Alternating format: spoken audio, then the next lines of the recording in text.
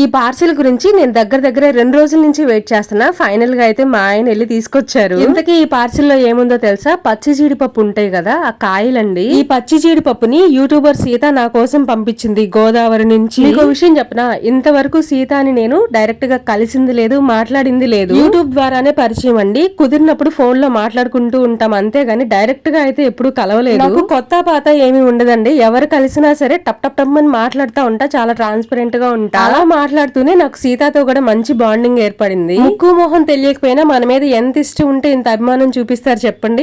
ఎక్కడ గోదావరి, ఎక్కడ గుంటూరు. అసలు గోదావరి సైడ్ జీడి మామిడి తోటలు ఎక్కువ ఉంటాయంట. మీకు అటువైపు ఉండవు కదా, పంపిస్తాను అని నాకు శిరీషకి ఇద్దరికి పంపించింది. ఇంకొక విషయం చెప్పనా, జీడిపప్పు కట్ చేయడం మాకు రాదని చెప్పేసి ఎలా కట్ చేయాలి, కట్ చేసేటప్పుడు ఏమేం జాగ్రత్తలు తీసుకోవాలి అని చిన్న పిల్లలకి ఎక్స్ప్లెయిన్ చేసినట్టు ఎక్స్ప్లెయిన్ చేసింది. ఈ జీడిపప్పుతో కర్రీ చేసుకోవచ్చంట. నెక్స్ట్ వీడియోలో షేర్ చేస్తా. Thank you Sita పంపించినందుకు.